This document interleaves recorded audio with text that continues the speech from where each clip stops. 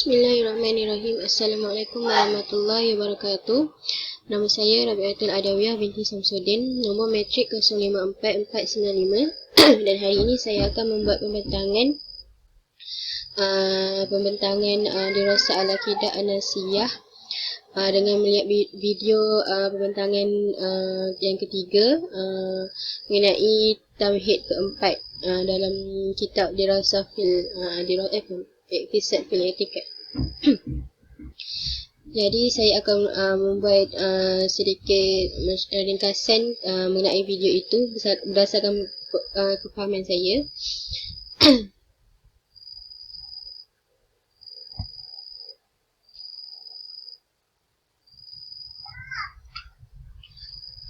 Tajuk Manahij al-Adillah allati istajahna hafil kitab, yakni dia bincangkan tentang metodologi pendalilan yang metodologi pendalilan ni banyak, dan Imam Ghazali dia dah muatkan semua perbincangan mengenai metodologi pendalilan ni dalam satu kitab yang dinamakan Mihakun Nazar, dan satu kitab lain yang lebih terperinci yang dinamakan sebagai Mi'yarul Ilm. Tapi dalam kitab Iqtisad fil I'tiqad ni dia tak nak muatkan perbincangan-perbincangan yang rumit, yang susah untuk difahami, dan dia untuk supaya kita lebih cenderung meringkaskan perbincangan-perbincangan mengenai metodologi pendalilan ni, dan dia dia hindari daripada perbincangan-perbincangan yang panjang lebar yang bincangkan mengenai kaedah-kaedah tentang rumit dan susah untuk difahami, supaya kita lebih mudah untuk memahami perbincangan-perbincangan ini.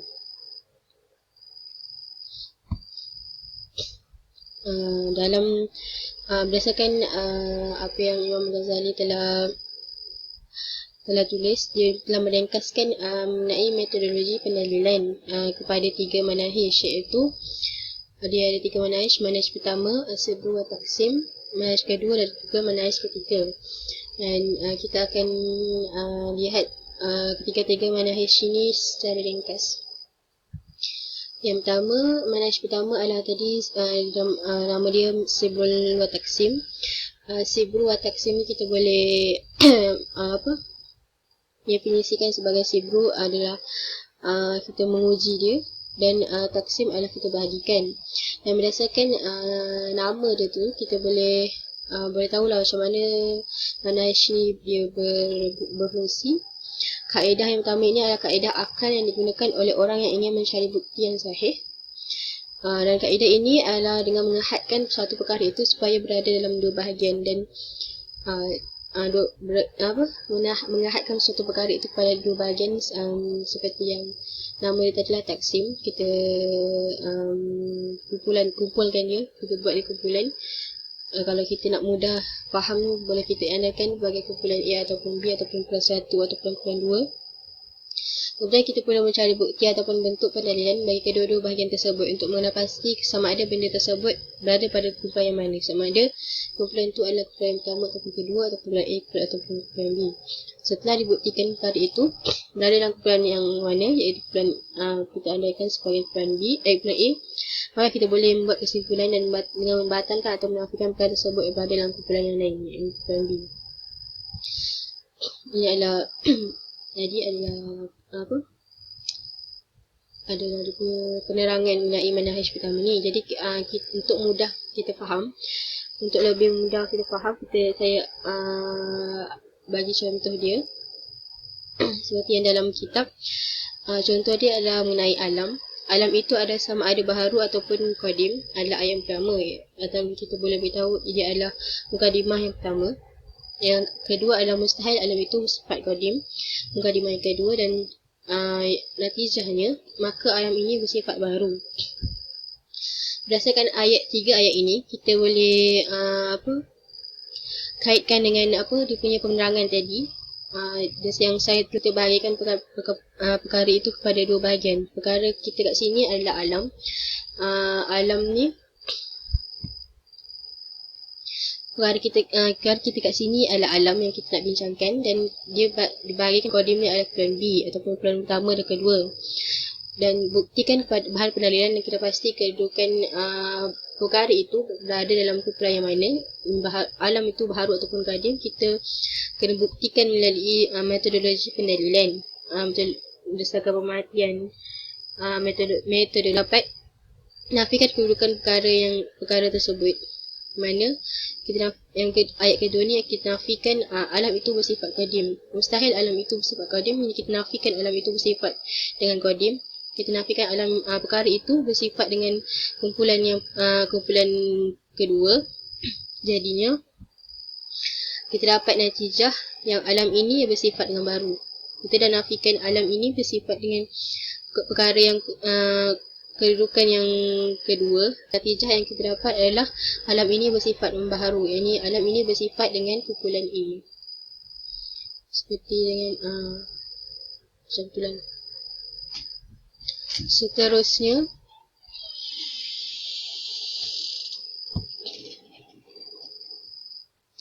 natijah ataupun kita sebut dalam ni adalah matlub yang dikenal pasti.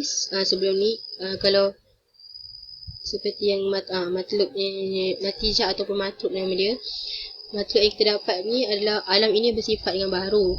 Ni matlub ni wajib kita terima kerana dia ni adalah hasil daripada dua ilmu yang yakin, iaitu dua mukadimah tadi. Yang pertama ilmu tu adalah alam ini sama ada baru ataupun qadim. Yang kedua mustahil alam ini qadim. Berdasarkan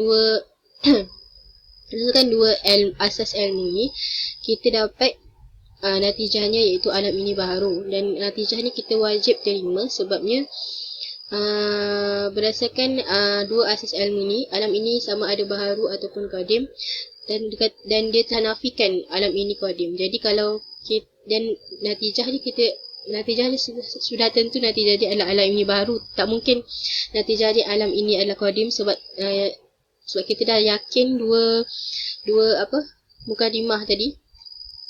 Kita dah telah nafikan alam ini qadim. Jadi natijahnya sudah tentu adalah wajib kita terima adalah alam ini baharu.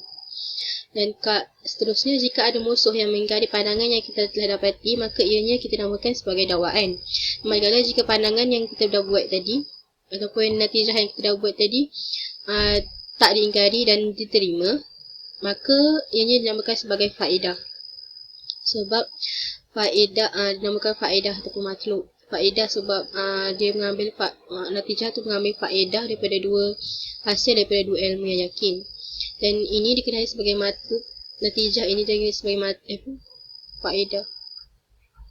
Faedah dikenali sebagai matlub ataupun natijah kerana ini perkara yang dicapai oleh orang yang berfikir. Seterusnya,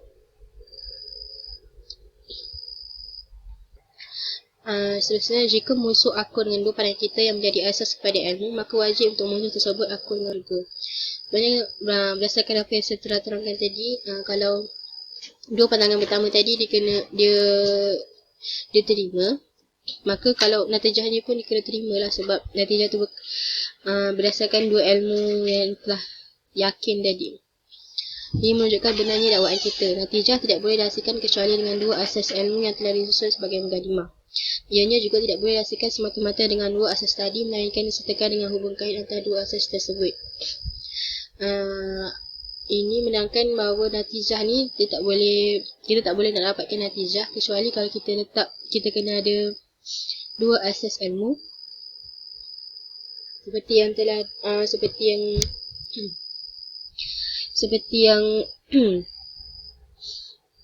disusun sebagai mukadimah tadi. Seperti contoh tadi, dua asas ilmu dia adalah alam ini ada baharu ataupun qadim, dan alam ini ada mustahil alam ini qadim. Kita dapat natijah berdasarkan dua mukadimah tadi. Dan natijah je alam ini baru berdasarkan dua mukadimah tadi. Jadi natijah ni kita tak boleh dapat natijah kalau kita ada dua ayat pertama tadi, mukadimah tadi. Seterusnya tidak boleh dihasilkan semata-mata dengan dua asas tadi. Maksudnya natijah tu perlu ada natijah tu ada perlu ada dua mukadimah. Tapi dia tak semata-mata perlukan dua natijah mukadimah saja. Melainkan dia kena ada satu lagi syarat dia, macam syarat dia, iaitu hubung kait antara dua mukadimah tadi ataupun dua asas tadi. Sebagai contoh, kalau ayat tadi, alam itu sama ada baharu atau qadim. Itu ayat pertama dia. Lepas tu dia bagi contoh ayat kedua, manusia itu baharu. Lepas tu berdasarkan contoh tu, dia tak ada hubung kait antara ayat pertama dengan yang kedua. Jadi kita tak boleh nak dapatkan natijah dia. Sebab tu perlukan hubung kait ataupun panggil hadul ausat dalam dua-dua mukadimah tu untuk mendapatkan natijah yang betul. Berdasarkan contoh ni, alam itu sama ada baharu atau qadim, dan mustahil alam itu bersifat qadim. Dia punya hadul ausat adalah qadim. Jadi kita dapatlah natijah yang betul, iaitu alam ini bersifat yang baharu. Seterusnya manaish yang kedua, dia berdasarkan kepada kenyataan tadi. Jika musuh akur dengan pandang kita yang menjadi asas kepada ilmu, jadi dia kena akur dengan natijahnya juga. Sebab kedua-dua asas tu membawa kepada natijah yang betul. Jadi kalau dia akur dengan dua-dua kenyataan tu, natijah tu kena wajib terima lah. Contoh dia, setiap perkara yang tak sunyi daripada sifat baru, maka ia bersifat yang baru. Dan alam ini tak sunyi daripada sifat baru, maka alam ini baru. Jika musuh terima kedua-dua kenyataan ini, maka dia wajib terima bahawa alam ini juga baru. Manaish yang ketiga adalah kaedah yang digunakan untuk membuktikan tiada pertelikahan atau perjanggahan dalam dakwaan kita dengan mendakwa pandangan musuh itu mustahil. Dan kaedah ini menyalahkan pandangan musuh dengan mengatakan pandangan musuh adalah mustahil. Dan setiap perkara yang membawa kepada perkara yang mustahil, maka kedudukan atau hukum perkara itu adalah mustahil. Maka dapat dibuktikan pandangan musuh adalah mustahil dan musuh akan terima pandangan itu adalah mustahil.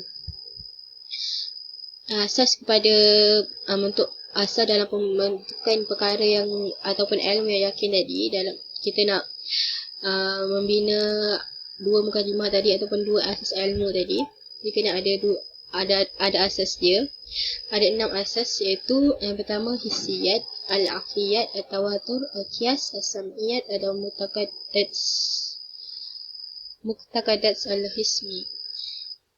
Hissiyat adalah menggunakan panca indera, al-aqliyat guna akal, tawatur ni mutawatir, al-qiyas, sam'iyat, dan muqtaqadat hal ismi ni adalah pandangan daripada musuh. Dan kalau kita jadikan ini sebagai asas-asas, 6 perkara ini sebagai asas dalam mukadimah, natijah yang kita peroleh juga adalah wajib diterima. Terima kasih.